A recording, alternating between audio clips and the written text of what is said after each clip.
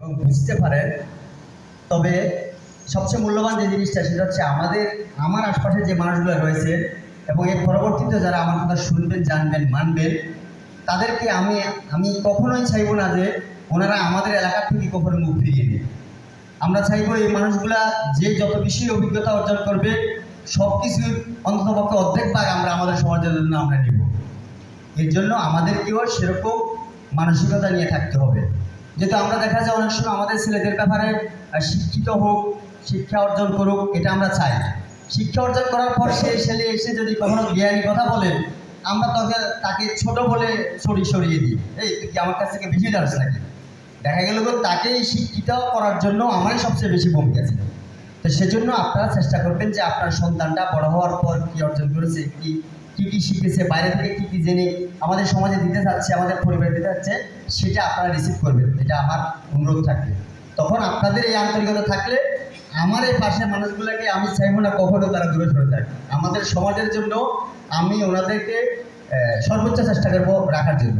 শুধুমাত্র পড়াশোনার পাশাপাশি, শুধুমাত্র পড়াশোনার বাইরে আরও যতগুলো বিষয় থাকবে, তারা যদি অনেক বড় হয়ে যায়, সকল ধরনের সুযোগ সুবিধার ভাগ আমরা নেব ইনশাল্লাহ। তবে কি সেটা জোর করে নাকি ভালোবাসা দিয়ে? ইনশাল্লাহ আমরা সেটাই প্রত্যাশা করছি।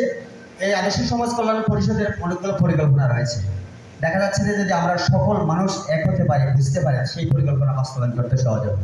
আমার কাছে অনেকে অনেক তথ্য দেয় যে ছোট ছোট ছেলেরা নাকি সিগারেট খায়। আজকে একজন বিশ্বস্ত ব্যক্তি বলেছেন একটা ছেলের পকেটে 2টা সিগারেট খাইছে, ওই সিগারেটগুলা পাইছে, সিগারেটগুলার মাথা পাকা, মানে গাঁজা আছে। খুব ছোট একটা ছেলের কথা বলেছে। আমি জানি না কতটুকু সত্য, তবে এটা আপনারা একটু গুরুত্ব করেন যে এটা কত ভয়াবহ একটা বিষয়। এখন আমরা যদি পরিবারের সদস্যগুলো যদি এখান থেকে অবহেলার চোখে দেখি, কোনোরকম গুরুত্ব না দিই, বাইরের মানুষগুলো ওই সন্তানদেরকে খুব বেশি প্রেশার দিতে পারবে না, কঠোরতা দেখাতে পারবে না, কারণ নিজের সন্তানের নিজেই দেখাতে হবে। তখন যদি সে না মানে অবাধ্য হয়, তখন আমরা পাশের মানুষ আপনার পাশে গিয়ে দাঁড়াবো, তখন জিনিসটা ঠিক দেখা যায়, ঠিক না? এই জন্য আপনারা এই বিষয়গুলো যখন যার যেটা করা দরকার সেটা করবে, এটা আমি আশা করছি। আমি যে বিষয়ে কথা বলবো, আমাদের ছাত্র ভাইরা এখন আছেন, আরও ভবিষ্যতে অনেক ছাত্র হবে। এখন যারা ফর্ম নেবেন, আমরা সম্মাননা দেব। আমরা চাইবো আগামীতে এই মানুষগুলো এইসব জায়গায় চলে আসবে, এই মানুষগুলো আরও উপরে যাবে।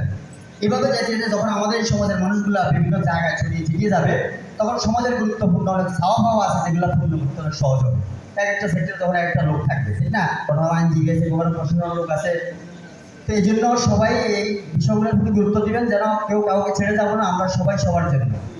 আরেকটা বিষয় বলি, সেটা হলো আমরা যখন এই সব শেষ করে যাব, কবরে চলে যাব, শেষ মুহূর্তে এসে কিছু মানুষকে আমরা কাছে খুঁজি, আলেমাদেরকেও খুঁজি, আমরা তাদেরকেও পাই। এর পাশাপাশি এক শ্রেণী যাদেরকে নিয়ে আমাদের আজকের অনুষ্ঠান। তো দ্বিতীয় যে ডাক্তার কবর খননকারী যে বাইরে আছেন, আমি আমাদের সমাজের কথা বলি, বাইরের বিষয় জানি না। আমি মানুষ মারা গেলে যখন এলাকায় আসি, তখন দেখা যায় যে কেউ আসার আগে ওনারা চলে আসছে। অনেকে আছে যে নিজের কাজ বাদ দিয়ে আসছে, উনি নিজে কাজ করলে 1000 টাকা বেতন পাবে, ওই কাজ বন্ধ করে এখানে চলে আসছে। কিন্তু ওইখানে কাজের 1000 টাকা না নিলে ওনার পরিবারে অনেক ক্ষতি হয়ে যেতে পারে। 1000 টাকা অনেক পরিবারের জন্য বিশাল কিছু। তো এই বিশাল ত্যাগ আমরা এই সামান্য উপহার, সামান্য কৃতজ্ঞতার মধ্যে দিয়ে শেষ হবে না। তারপরও আমরা এই আয়োজন করেছি, এই মানুষদেরকে একটু সামনে রাখবো, যেন এই মানুষগুলো কখনো হারিয়ে গেলে পরবর্তী প্রজন্ম যেন এই হালটা ধরে।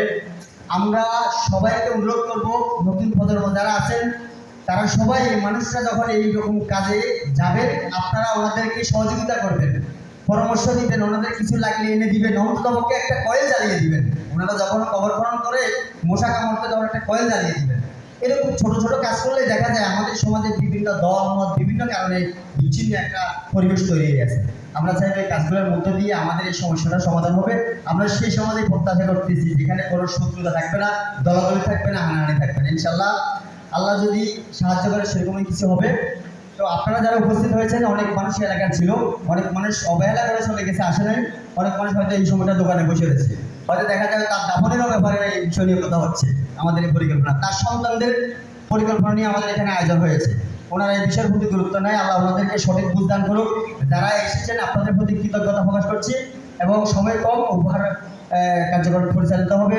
ধন্যবাদ সবাইকে আমাদের এই অতিথি এবং আমাদের কথা শোনার জন্য। আসসালামু আলাইকুম ওয়া রাহমাতুল্লাহ।